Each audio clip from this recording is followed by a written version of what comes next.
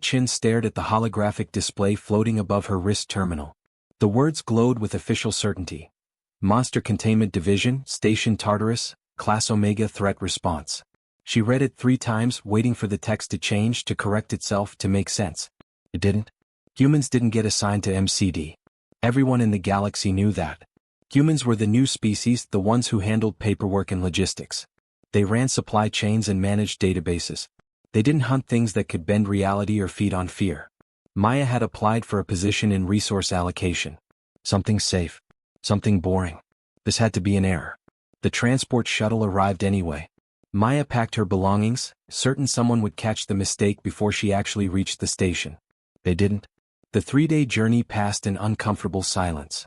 The other passengers, all hardened combat species, stared at her like she was a funeral waiting to happen. Station Tartarus orbited a dead star. Through the viewport, Maya could see the station's gray bulk against the darkness. Everything about it looked temporary, like it was built to be abandoned at a moment's notice. Reinforced walls. Minimal windows. Escape pods every 50 meters.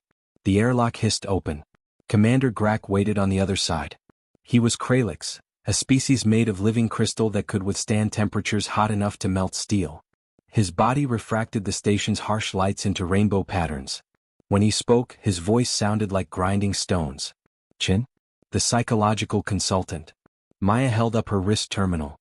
Field operative, sir. According to my orders. Grak's crystalline form dimmed slightly. He stared at the display, then at her, then back at the display. There's been a mistake. I know, sir. I've been trying to tell people that for 3 days. I'll contact administration immediately. Grak turned, gesturing for her to follow. In the meantime, you'll need temporary quarters. MCD doesn't have support staff housing. The corridors of Station Tartarus were wide and heavily reinforced. Blast doors stood open at regular intervals, ready to seal at the first sign of containment breach. Maya passed training rooms where creatures that looked like nightmares practiced combat maneuvers. Everything here was designed for one purpose: hunting things that shouldn't exist. Grak led her to a briefing room where 3 other beings waited. They looked up as she entered, and Maya felt the weight of their stares. The first was Thornak, a crystalline warrior like Grak but younger, his edges still sharp and unweathered. The second was Pila, a phase shifter whose form seemed to flicker between solid and transparent. The third was Kenth, built like a living tank, his armored hide scarred from countless battles. This is our newest consultant, Grak said, the pause heavy with uncertainty. Chen, these are your teammates until administration resolves this issue. Teammates? Pila's voice echoed strangely, like it came from somewhere else. Commander, with respect, humans aren't rated for field operations. I'm aware, Grak said. But we have a mission launching in 2 hours, and there's no time to reassign her. She stays on the ship during engagement. Maya should have felt relieved. Instead, she felt insulted. The briefing began. Grak activated a holographic display showing a creature that made Maya's skin crawl. It looked like darkness given shape, all wrong angles and impossible geometry. Parts of it seemed to exist and not exist at the same time. Class 7 Shade Walker, Grak explained. Detected in Sector 42, near a civilian mining outpost. It feeds on fear and exists partially outside normal space. Standard protocol, containment field deployment followed by dimensional anchor. Questions? Thornak leaned forward. Threat assessment? Moderate to high. Shade walkers are predictable if you don't panic. They multiply their forms when they sense strong fear. Stay calm, follow protocol, and we contain it without incident. Maya raised her hand. Everyone stared. Yes. Grak said. The attack pattern in your data is not random. The Shade Walker hits locations with specific sound frequencies. Mining equipment, residential districts with active ventilation systems, commercial zones with loud machinery. It's following acoustic signatures. The room went silent. Grak pulled up the attack data. His crystalline eyes brightened as he examined it. She's right. Every incident occurred in high-decibel environments. Lucky guess, Kenth muttered. Maybe, Grak said, but he looked at Maya differently now. 2 hours later, Maya found herself on a drop ship descending toward a mining asteroid. She'd been ordered to stay aboard to monitor from safety. The team would handle the engagement. The asteroid's surface was scarred with excavation sites. Massive drills stood silent, abandoned when the workers fled. Somewhere in those tunnels the Shade Walker waited. Grak's team deployed in standard formation. Maya watched through the ship's external cameras, her hands gripping the console. She'd accessed the sensor data, watching the Shade Walker's energy signature pulse through the tunnel system. It was following a pattern. Just like she'd said. The team entered the main excavation chamber. Lights mounted on their armor cut through the darkness. For a moment nothing happened. Then the shadows moved. The Shade Walker emerged from impossible angles, its form shifting and writhing. It wasn't one creature. It was 3, then 5, then 7. Each time someone's fear spiked on the biosensor readings, another form split off from the original. Steady. Grak commanded. Deploy containment field. Thornak activated the device. Energy crackled through the chamber, forming a cage of light. The Shade Walkers recoiled, but they didn't retreat. They were learning, adapting, finding gaps in the field. Maya's console lit up with warnings. The team's fear responses were increasing. Every spike in adrenaline, every racing heartbeat fed the creatures. They were multiplying faster now. Pull back. Grak ordered. Regroup at the entrance. The team retreated. The Shade Walkers followed, their forms flowing through the darkness like oil through water. Maya watched Pilaf phase through a wall to escape, watched Kentha's armor absorb a strike that should have been impossible to block. They were losing. Maya's fingers moved across the console. The ship had external speakers for emergency broadcasts. She accessed the audio systems, ran a quick analysis of the Shade Walker's movement pattern. It responded to frequencies between 400 and 800 Hz. The mining equipment operated at exactly 600 Hz. She pulled up a harmonic generator program. Maya, what are you doing? Grak's voice crackled through the comm. Trust me, she said and activated the speakers. A pure tone filled the chamber. 550 Hz, then modulated up and down in a specific pattern. The Shade Walkers stopped. Their forms rippled, confused. The sound was close to what attracted them but wrong somehow, discordant. Maya watched the biosensor readings stabilize as the team's fear responses dropped. The Shade Walkers began to consolidate, their multiple forms merging back into fewer entities. Dimensional anchor now. Maya said. They're confused. Grak didn't question her. The anchor deployed, punching through normal space into whatever dimension the Shade Walkers partially existed in. The creatures shrieked, a sound that made Maya's teeth ache and collapsed inward. The anchor caught them, dragging them fully into reality where they could be contained. Silence fell over the chamber. Status. Grak said. Contained, Thornak reported, his voice uncertain. The human, she stopped them. On the flight back to Station Tartarus, nobody spoke. Maya sat in the cargo bay, her hands still shaking from adrenaline. She just helped hunt something that existed partially outside reality. Something that fed on fear itself. Commander Grak found her there an hour later. Administration confirmed it was a clerical error, he said. You were supposed to be assigned to resource management on Station 12. Maya nodded. I figured. However, Grak's crystalline form brightened slightly. I've reviewed the mission footage. Your pattern analysis saved my team. Your acoustic solution was brilliant. I'm submitting a recommendation to keep you in MCD. Sir, I'm not a soldier. No, Grak agreed. But Shade Walkers have killed experienced hunters. You survived your first encounter by outsmarting it. That's worth more than combat training. He paused. The galaxy has plenty of warriors, Chen. We need more people who can think. Maya looked up at him. Are you sure? No, Grak said honestly. But neither were you when you activated those speakers. Welcome to Monster Containment Division, Operative Chen. Maya's first week at Station Tartarus felt like walking through a museum dedicated to things that wanted to kill her. Every briefing room displayed holograms of entities that violated the basic laws of physics. Every training session reminded her that she was the weakest member of any team she joined. Commander Grak had made it official. The clerical error was now a feature, not a bug. Maya Chen was MCD's first human field operative. The other species treated her like fragile cargo that might break if handled roughly. She spent her days studying mission reports. Hundreds of them. Thousands. Every failed hunt, every successful containment, every operative who didn't come back. The files were supposed to be educational, but Maya found something else in them. Patterns. The Void Serpent always attacked during electrical storms. The Mirror Wraith only appeared in locations with reflective surfaces larger than 2 meters. The Cascade, the entity that terrified even veteran hunters, manifested exclusively in areas with high concentrations of sentient life. They weren't random. They were following rules. You're still reading? Pila materialized beside Maya's desk, her form flickering like a bad hologram. Maya jumped, nearly spilling her coffee. Don't do that. Sorry? Phase shifter habit. Pila gestured at the displays. You've been at this for 6 hours. Grax calling a briefing in 10 minutes. The briefing room was packed.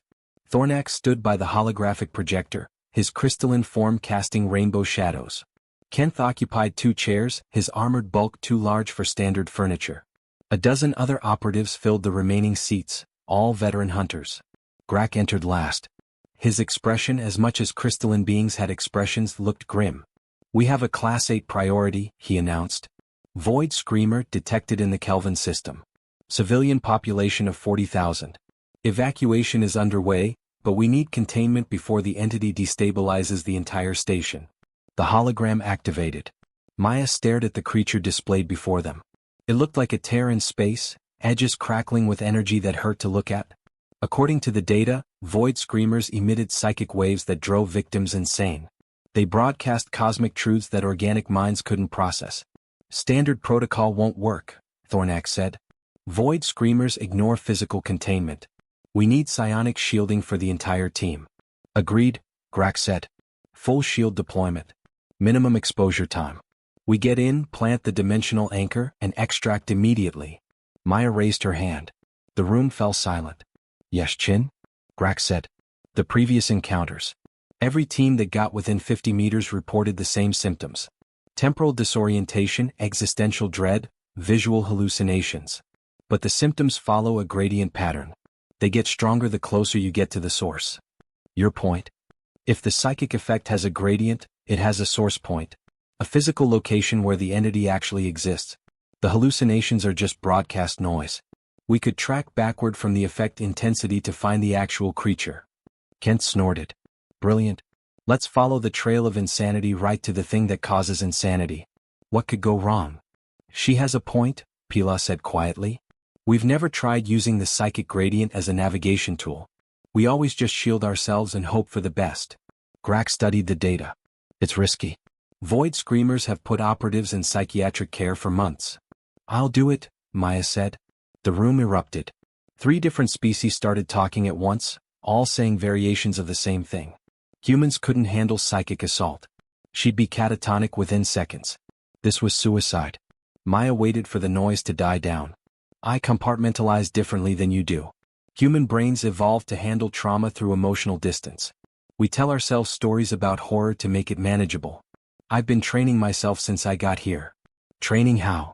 Grak asked. Horror movies. Earth has thousands of them. Stories about cosmic entities, psychological terror, existential dread. We literally entertain ourselves with the things that Void Screamers broadcast. Maybe I can process it long enough to mark the location. You're talking about exposing yourself to Class 8 psychic assault with minimal shielding, Thornax said. That's not bravery. That's insanity. Maybe, Maya agreed. But I'm the only one here who spent their entire life practicing being scared on purpose. The mission launched 6 hours later. Maya sat in the dropship wearing minimal psionic shielding, just enough to prevent permanent brain damage. Supposedly. The rest of the team wore full protection, their biosensors monitored from the ship. The Kelvin station floated dead in space. Evacuation had pulled out 38,000 civilians. 2,000 remained, trapped in the sections where the Void Screamer had manifested. They were already gone, lost to whatever cosmic truth the entity was broadcasting. Maya's hands shook as she checked her equipment. A simple tracker beacon. A dead man switch linked to her biosigns. If her heart stopped, the team would extract immediately and mark her last position. Last chance to reconsider, Grak said. I'm good, Maya lied. The airlock opened. Maya stepped into the station. The first wave hit her immediately. Images flooded her mind. The heat death of the universe. The infinite emptiness between stars. The meaninglessness of individual existence against cosmic timescales. Every fear humanity had ever dreamed up, concentrated into a single moment. Maya gritted her teeth and kept walking. It's just a story, she told herself. Just another campfire tale. Just another horror movie. The hallucinations intensified. She saw her own death 1,000 different ways. She watched civilizations rise and fall in seconds. She experienced the fundamental loneliness of consciousness itself. And she took notes. The emotional intensity spiked near certain corridors. Maya marked them on her tracker, building a map of the psychic gradient. Left turn, existential dread increased by 40%. Right turn, temporal hallucinations became dominant. Straight ahead, the fear crystallized into something sharper, more focused. She was getting close. Her calm crackled. Maya, your stress indicators are critical. We're pulling you out. Not yet, she gasped. Almost there. The corridor ahead rippled like heat shimmer. Through the distortion, Maya could see the void screamer's true form. It wasn't the tear in space they'd seen in holograms. It was something smaller, almost fragile. A node of concentrated energy, broadcasting its psychic assault like a beacon. Maya activated her tracker, marking the exact location. Then she turned and ran. The extraction was a blur. Strong arms grabbed her, Kentha's armored form lifting her like she weighed nothing. The psychic assault faded as they moved away from the source point. By the time they reached the ship, Maya could think clearly again. She'd been inside the distortion field for 4 minutes. Status? Grak demanded. Maya held up the tracker with shaking hands. Got it? Exact coordinates. The entity's physical anchor point is in Section 12, Junction 47. The team stared at her. Thornak's crystalline form had gone completely dark. Chen, I spent 3 months in psychiatric care after 30 seconds of exposure to a void screamer. You were in there for 4 minutes. It wasn't fun, Maya admitted. Her hands still trembled. But humans have been scaring ourselves with cosmic horror stories for thousands of years. We've got practice. The dimensional anchor deployed exactly where Maya had marked. The void screamer collapsed like a deflating balloon, its psychic broadcast cutting off instantly. The 2,000 trapped civilians were already gone, their minds burned out by prolonged exposure.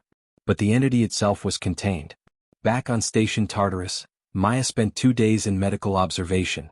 The doctors, mostly Kelvin with some expertise in human neurology, expressed amazement that she was coherent at all.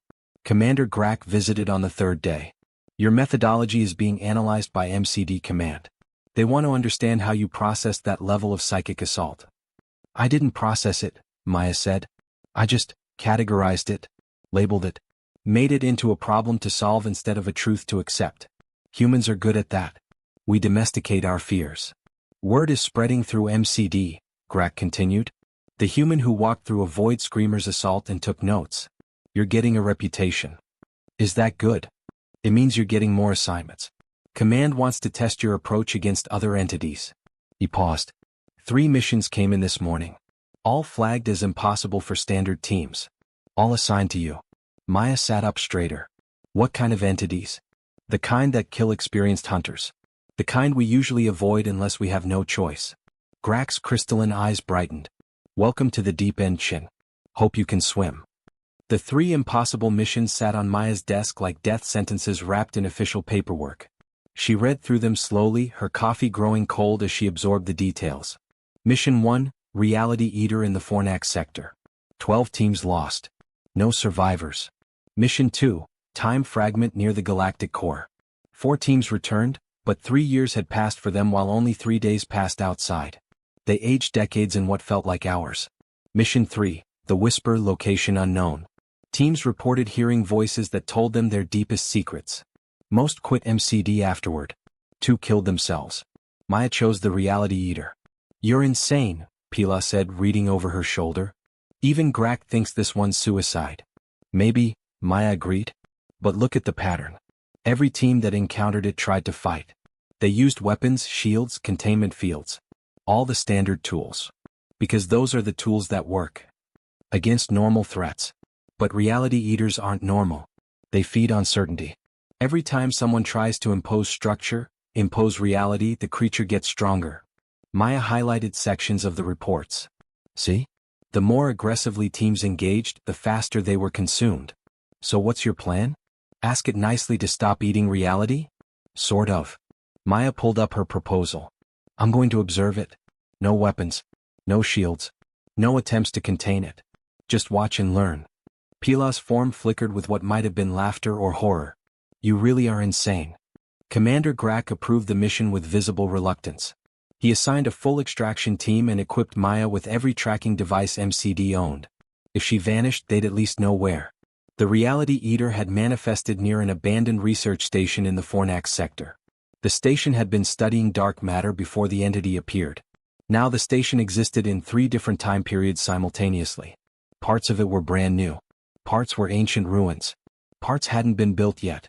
Maya approached in a small scout ship, alone despite Grak's protests. The extraction team waited at a safe distance, ready to jump in if her biosigns flatlined. The distortion field was visible from orbit. Space itself looked wrong there, like reality had been crumpled up and partially smoothed out again. Maya's instruments went haywire as she entered the field. Then things got strange. The scout ship's controls changed. The buttons were in different places. The display showed readings that made no sense. Maya looked down and saw her hands were younger, then older, then mechanical, then transparent. None of it felt real. She took a deep breath and reminded herself, observation only. No panic. No attempts to fix it. The research station appeared through the viewport. It was beautiful and terrible. One wing gleamed with fresh construction. Another wing had been reclaimed by cosmic vegetation that shouldn't exist. A third wing flickered between existence and non-existence like a light with faulty wiring. Maya landed in the stable section, or what seemed stable. She stepped out of the ship wearing a simple environment suit. No weapons. No shield generator.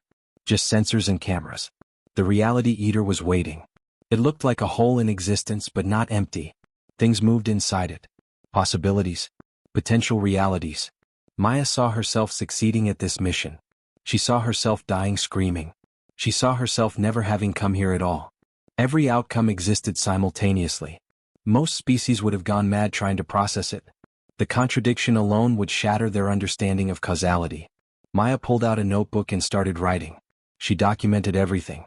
The entity's approximate size, though it changed constantly. Its movement patterns, though it seemed to exist in multiple locations at once. The way reality warped around it in specific ways, following rules she didn't understand yet but could observe. The reality eater noticed her. Maya felt its attention like a weight pressing down on her mind. It showed her truths. The universe was random. Consciousness was an accident. Nothing she did mattered. Everything she loved would die. Reality itself was temporary. She wrote it all down. Interesting, Maya said aloud. You're trying to break me with nihilism. That's a very human philosophical position, actually. We've been arguing about it for thousands of years. The entity pulsed. Maya felt it searching her mind, looking for the certainty it could devour. But she didn't have certainty.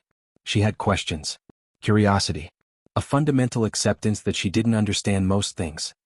Here's what I think, Maya continued, circling the entity slowly. You're not eating reality. You're eating the conviction that reality works a certain way. That's why you got stronger when teams tried to force you into boxes, tried to contain you with their absolute faith in physics and dimensional anchors. The reality eater expanded slightly.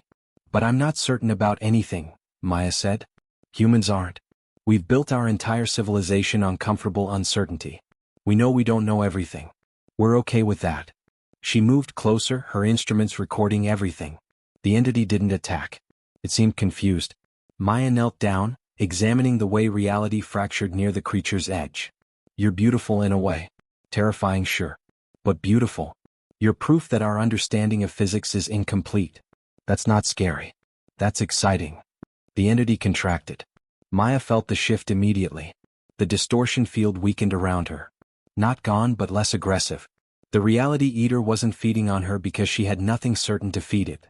I'm going to call the others now, Maya said. Tell them I found you. But I'm going to recommend we don't try to destroy you. I think we should study you instead.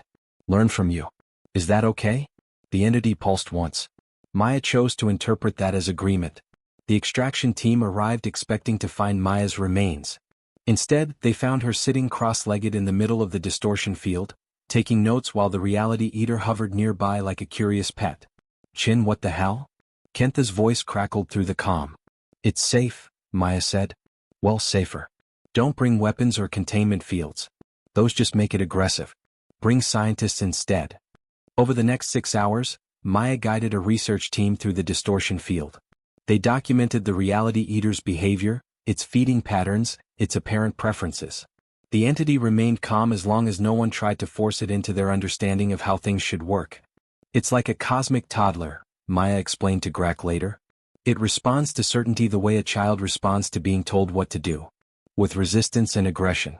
But if you approach it with curiosity instead of control, it's actually quite peaceful. You're saying we've been fighting these entities wrong, Grak said. Not wrong. Just limited. You're all warriors. Soldiers. You see a threat and you try to neutralize it. But some threats aren't hostile. They're just misunderstood. The Reality Eater became MCD's first contained but not imprisoned entity. It remained in the Fornax sector under observation. Scientists from a dozen species came to study it. And Maya Chen became known as something new in the Monster Containment Division. Not a hunter. Not a warrior. A translator between humanity and the things that lived in the spaces between reality. Word spread through MCD. The human who made friends with a Reality Eater. The operative who treated cosmic horrors like research subjects instead of enemies. Mission requests piled up. Entities that couldn't be fought, only understood. Phenomena that killed warriors but might spare a curious observer. Pila found Maya in the station's observation deck, staring at the stars. You've got another assignment, Pila said. Class Omega this time. What kind? The kind that scares Commander Grak. You wouldn't tell me details. Just said it's been killing MCD teams for 2 centuries and they're out of options. Maya felt a chill run down her spine. 2 centuries? Yeah. It's called the Cascade. Whatever it is, it learns from everything we send at it. Gets stronger with every encounter. Grak thinks you might be the only one who can stop it. Because I don't try to stop things, Maya said quietly. I try to understand them. Is there a difference? Maya thought about the Reality Eater, peacefully existing in the Fornax sector. About the Void Screamer she'd mapped instead of fought. About every entity she'd encountered by asking questions instead of firing weapons. Yeah, she said. There's a difference. Understanding might be the only thing that actually works. She turned away from the stars. Tell Grak I'm in. But I'll need something specific. What? A team of humans. Other accidental assignments, logistics personnel, anyone from Earth who ended up in MCD by mistake. If I'm going to face something that learns from warriors, I need people who aren't warriors at all. Pila's form flickered. You really think that'll work? I think the Cascade has never encountered humans before, Maya said. And I think that might be exactly what we need. Something it can't learn from. Something completely outside its experience. You're betting your life on being too weird for a cosmic horror to understand. Maya smiled. Welcome to humanity's survival strategy. We've been too weird to kill for millions of years. The restricted archives of Station Tartarus occupied an entire deck. Maya had clearance now after the Reality Eater incident. She walked past rows of sealed data cores until she found the one marked Cascade in faded lettering. Commander Grak stood waiting. His crystalline form looked dimmer than usual, as if the weight of what he was about to share had drained some light from him. 214 years, Grak said without preamble. That's how long the Cascade has been killing us. 37 missions. 0 survivors who stayed sane. Maya sat down. Show me. The holographic display activated. Maya watched mission footage from the first encounter. A team of Kralix warriors, the galaxy's finest fighters, approached a swirling mass of energy. The Cascade looked almost beautiful, like a waterfall flowing upward through different dimensions. Then it attacked. The warriors fought with perfect precision, their crystalline bodies nearly indestructible. They landed blows that should have shattered mountains. The Cascade absorbed every strike. When it attacked back, it fought exactly like a Kralix warrior. Same techniques. Same precision. But stronger. All 12 warriors died in 4 minutes. Next team, Grak continued, advancing the footage. Psionic specialists from Kelvin Prime. They attempted mental assault. Maya watched the Kelvin team surround the Cascade. Their combined psychic power could have crushed stars. The Cascade went still for 3 seconds, absorbing their attack. Then it struck back with psionic force that made the original assault look like a whisper. The Kelvin team's minds simply stopped. Phase shifters, Grak said, showing another mission. They tried to exist in multiple dimensions simultaneously, attacking from angles the Cascade couldn't defend. The phase shifters lasted longer. Almost 7 minutes. Then the Cascade began shifting with them, matching their dimensional movements perfectly. One by one, it caught them between dimensions and tore them apart. The pattern repeated through 37 missions. Weapons specialists, reality manipulators, time benders.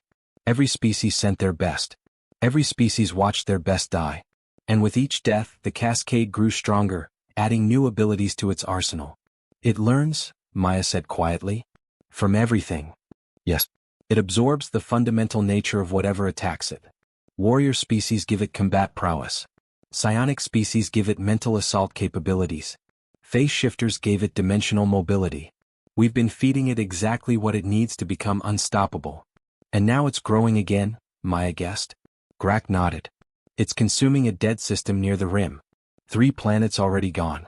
If it reaches inhabited space. He didn't finish. He didn't need to. You want me to face it because I don't fight, Maya said. You're hoping it can't learn from observation and questions. Partly. Grak pulled up another file. But also this. We analyzed your encounters with the Reality Eater and the Void Screamer. Your human cognitive patterns are unlike anything the Cascade has absorbed. Your survival mechanisms are bizarre. Humor in the face of danger. Curiosity about things that should terrify you. The ability to accept contradictions without breaking. You think it can't learn to be human, Maya said. I think if it tries, the confusion might slow it down. Give us an opening. Grak's crystalline eyes met hers. I'm asking you to do the impossible, Chen. I know that. But we're out of options. Maya stood silent for a long moment, staring at the frozen image of the Cascade. I'll need a team. All humans. There are only 6 humans in MCD. All clerical errors like you. None have field training. Perfect. The Cascade has faced the galaxy's best warriors. Time to show it the galaxy's most confused support staff.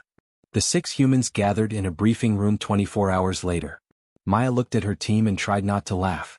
They looked like someone had grabbed random people from an office building and given them combat gear. There was Leo, assigned to MCD when he'd applied for food service management. Tall and nervous with a tendency to make jokes when stressed. Iris had wanted to work in communications. She was small, wore glasses she didn't technically need because she liked how they looked, and had an encyclopedic knowledge of Earth history. Tom was built like a tank but had the personality of her accountant. He'd applied for financial auditing. His combat suit didn't quite fit. Sarah played guitar in her free time and had applied for entertainment services. She looked at the mission briefing like it was sheet music she couldn't read.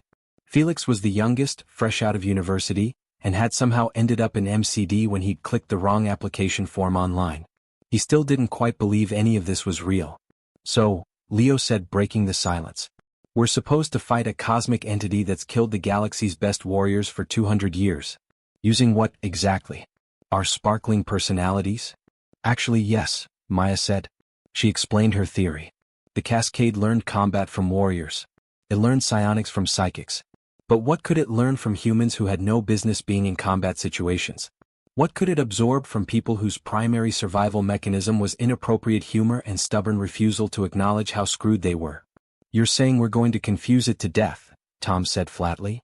I'm saying we're going to be so aggressively human that it won't know what to do with us, Maya corrected. Every other species that faced the Cascade treated it like a god. A monster. Something to fear and fight. We're going to treat it like Tuesday. This is insane, Iris said. But she was smiling. The training began. But it wasn't combat training. Maya had them watch horror movies from Earth's archives. Old ones, new ones, cosmic horror and psychological thrillers. They watched characters face impossible entities and respond with sarcasm, jokes, and casual acceptance of the absurd. See that? Maya pointed at a scene where someone encountered an eldritch horror and responded with a tired sigh. That's what we're going for. Not fear. Not respect. Just weary acknowledgement that weird stuff happens. They practiced gallows humor. Felix was best at it, cracking jokes about death that made everyone uncomfortable and laugh at the same time. They studied human philosophy. Existentialism, absurdism, nihilism. All the frameworks humans had developed for coping with meaninglessness and cosmic indifference. The Cascade feeds on the fear and respect its victims give it, Maya explained. Warriors respect its power. Psychics fear its mental strength. We're going to give it neither. We're going to treat it like a particularly annoying natural disaster. What if it kills us? Sarah asked. Then we die making really poor decisions, which is extremely on brand for humanity, Leo said. I mean, we invented cars that go 200 miles per hour and then act surprised when people crash them. The team spent 2 weeks preparing. They watched every Cascade encounter, analyzing not what worked but what gave the entity power. They identified the moment in each mission when the Cascade became unstoppable. It was always the same moment, when its opponents realized they were going to lose. When certainty crumbled into fear. We can't let that happen, Maya said. No matter what we see, no matter what it does, we maintain the bit. We stay casual. Unimpressed. confused about why this is supposed to be scary. The bit, Tom repeated. We're going to survive cosmic horror through commitment to a comedy routine. Humanity has survived worse through stupider methods, Iris pointed out. The mission launched on a Thursday. The team loaded into a transport ship with minimal weapons and maximum snacks. Felix had brought a deck of cards. Sarah had her guitar. Leo had downloaded 300 episodes of Earth sitcoms. You know, Leo said as they approached the Cascades location, most species prepare for deadly missions with meditation and combat drills. We're playing poker and eating chips. Most species are dead, Maya said. We're trying something new. Through the viewport they could see the cascade. It had grown since the last footage. It filled space like a tumor made of broken dimensions, pulsing with absorbed power from 37 civilizations' best warriors. Felix dealt another hand of cards. So that's the thing that's been killing elite soldiers for 2 centuries? Yep, Maya said, checking her cards. Ha, Felix said. I expected it to be bigger. Tom snorted. Sarah tried not to laugh. Even Maya felt a smile tugging at her face. The cascade pulsed, sensing their approach. It had destroyed fleets. It had consumed armies. It waited for another challenge, another chance to absorb and grow stronger. Instead, it got 6 humans who couldn't stop making bad jokes. All right, team, Maya said, setting down her cards. Remember the plan. We're not here to fight. We're not here to win. We're here to be so thoroughly, aggressively human that this thing has no idea what to do with us. And if it kills us? Sarah asked. Then we'll be the first team in MCD history to die while actively making fun of the thing that killed us, Leo said. That's got to count for something. The ship moved into the Cascades range. Reality began to distort around them. The team felt the entity's attention focus on them like a spotlight made of malice and hunger. Maya stood up. Showtime. Let's go teach a cosmic horror what happens when it tries to scare a species that invented both existential philosophy and dad jokes. The transport ship drifted into the Cascades reality distortion field like a leaf falling into a blender. The walls flickered between metal and something organic. The floor felt solid and liquid at the same time. Outside the viewport, stars moved in patterns that violated basic geometry. Maya's team sat in the cargo bay playing cards. So the walls are breathing now, Leo observed, laying down a pair of 7s. That's new. I fold, Tom said, tossing his cards down. Also, I think the ceiling just showed me my own death. Boring death too. Old age in a nursing home. Not even dramatic. The cosmic horror showed you a peaceful death? Felix laughed. That's the worst intimidation tactic I've ever seen. I raise 5 credits. The cascade pulsed outside, its energy signature spiking. It was trying to understand them. Every other species had arrived with weapons charged and shields raised. These humans were gambling and eating snacks. Maya felt the entity probe her mind. It showed her visions designed to break her. The heat death of the universe. The meaninglessness of existence. The inevitable extinction of all life. She'd seen this before. From the Void Screamer. From the Reality Eater. Every cosmic entity had the same playbook. Yeah, Maya muttered. Entropy exists. The universe is expanding. Nothing lasts forever. Tell me something I didn't learn in high school physics. The cascade recoiled slightly. That wasn't the response it expected. All right, team, Maya said, standing up. We're in range. Time to make first contact. They suited up casually. No weapons. Just recording equipment and communication devices. Sarah grabbed her guitar. Leo brought a bag of chips. Felix was still shuffling the cards. The airlock opened. They stepped out into a reality that shouldn't exist. The cascade hung before them like a wound in space. It was massive, pulsing with the absorbed power of every warrior it had consumed. Energy crackled around it in colors that didn't have names. The air tasted like copper and regret. How? Iris said, adjusting her glasses. It's actually kind of pretty. In a horrifying sort of way. The cascade attacked. Reality inverted. Up became down, became sideways, became concepts that human languages couldn't describe. The team should have been torn apart instantly. Instead, they stumbled, caught themselves, and looked mildly annoyed. Okay, that was rude, Leo said, brushing cosmic dust off his suit. We literally just got here. The cascade tried again. It showed them their worst fears. For Tom, financial ruin and audits that never end. For Sarah, performing in front of a crowd and forgetting every note. For Felix, his student loans somehow getting worse. Oh no, Felix said in the flattest voice possible. My student debt increased. How will I ever recover from this terror that I already live with every day? Maya watched the cascade's energy signature fluctuate. Was confused. Nothing it did was working. These creatures weren't responding with fear or respect. They were responding with sarcasm. Here's the thing, Maya said, addressing the cascade directly. You've been fighting warriors for 200 years. Species that treated you like a worthy opponent. A challenge to overcome. But we're not warriors. We're support staff who got assigned to the wrong department. The cascade pulsed, trying to parse this information. You absorbed combat skills from Kralix fighters, Maya continued, walking closer. The others followed, casual and unconcerned. Psionic power from Kelvin specialists. Phase shifting from dimensional warriors. You've become everything the galaxy's best could throw at you. She stopped directly in front of the entity. It could have killed her instantly. Instead, it hesitated. But what can you learn from us? Maya gestured at her team. Leo's special skill is making jokes at inappropriate times. Tom can organize spreadsheets really well. Felix once accidentally applied for a job fighting cosmic horrors instead of doing data entry. What exactly are you going to absorb from that? The cascade rippled. It tried to attack again, showing visions of cosmic horror and infinite suffering. Sarah yawned. Is this going to take long? I've got a thing later. Yeah, the void of infinite suffering is rough, Leo agreed, munching chips. But have you tried it with proper seasoning? Really brings out the existential flavor notes. The cascade's form flickered. Its energy signature was destabilizing. Iris pulled out a notebook. You know what this reminds me of? The heat death of the universe theory from 20th century Earth physics. There was this whole philosophical movement about it. People wrote poetry about entropy. Made it romantic even.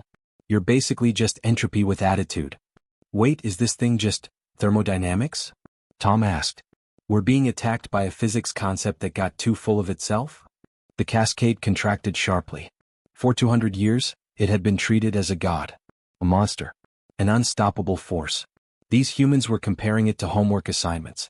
Maya felt the shift. The entity was powered by the fear-respect its victims gave it. Warriors had respected its strength. Psychics had feared its power. But humans weren't giving it either emotion. They were giving it casual dismissal and mild confusion. You're not special, Maya said clearly. You're just another weird thing in a universe full of weird things. We've got black holes that eat light. Quantum particles that exist in two places at once. Dark matter we can't even detect. You're Tuesday for us. The cascade tried one final attack. It pulled out every ability it had absorbed. Kralix combat techniques, Kelvin psionic assault, phase-shifting dimensional manipulation, reality-warping powers from a dozen extinct species. Felix looked up from his cards. Are you done? Because we're kind of in the middle of a game. The cascade collapsed. Not violently. Not with an explosion or a dramatic final surge. It just deflated. Like a balloon losing air. Without the emotional energy of terrified victims, without the respect of worthy opponents, it couldn't maintain its form. Maya watched it shrink, consolidate, transform from a cosmic horror into something small and almost pitiful. A knot of confused energy that didn't understand what had just happened. Ha, Leo said. That actually worked. Maya, your plan of weaponized indifference actually worked. Don't sound so surprised, Maya said, but she was smiling. The extraction team arrived to find the 6 humans sitting in the debris field, playing cards while a formerly unstoppable cosmic entity hovered nearby like a confused pet. Commander Grax stood in the airlock of the rescue ship, his crystalline form completely dark with shock. Chen, what did you do? We were aggressively human at it, Maya explained. Turns out, cosmic horrors run on fear and respect. Take those away and they're just interesting phenomena. The cascade, contained and docile, was transported to a research facility. Scientists from across the galaxy came to study it. Without the energy from terrified victims, it became almost harmless. Curious even. It seemed to enjoy when researchers asked it questions instead of trying to destroy it. Maya's promotion came 3 weeks later.